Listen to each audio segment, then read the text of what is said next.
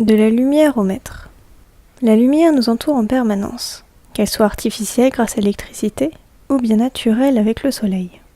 Pendant des années, les scientifiques ont cherché à connaître la vitesse de la lumière. On sait aujourd'hui que c'est approximativement 300 000 km par seconde, 299 792 km et 458 mètres par seconde pour être précis.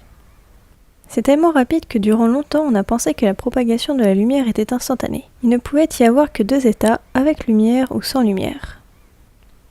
Galilée, célèbre savant italien, est le premier à tenter de mesurer la vitesse de la lumière. Pour cela, il va faire une expérience simple. Mesurer le temps que met la lumière pour parcourir une distance précise.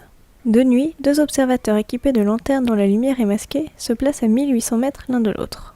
L'observateur 1 démasque sa lanterne et déclenche simultanément une horloge. Dès qu'il aperçoit la lueur, l'observateur 2 démasque à son tour sa lanterne. Et dès que le premier observateur aperçoit cet éclat, il arrête l'horloge. Mais l'expérience est un échec, la lumière semble instantanée. Il faut attendre que les connaissances en astronomie se développent pour résoudre ce mystère. La vitesse ne sera plus mesurée en étudiant les astres, mais au sein même d'un laboratoire.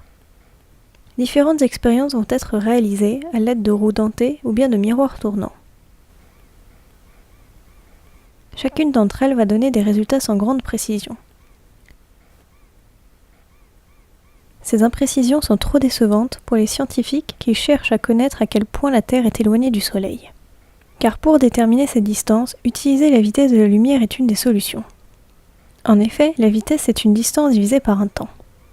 Donc une distance peut être calculée en multipliant le temps mis pour parcourir cette distance par la vitesse. Et comme on sait que la lumière met 8 minutes et 12 secondes pour partir du Soleil et venir jusqu'à nous, il ne manque plus qu'une mesure précise de la vitesse. Dans les années 70, les scientifiques sont confrontés à un tout autre problème. La définition même du mètre manque de précision. Et il a donc fallu redéfinir la notion de mètre et la rendre universelle, que sa valeur ne dépende plus de l'observateur ni des conditions d'observation. En 1983, la Conférence générale des poids et mesures fixe la vitesse de la lumière à 299 792 km et 458 mètres par seconde, et définit par conséquent le mètre comme étant la distance parcourue par la lumière dans le vide pendant 1 sur 299 792 458 millionièmes de seconde.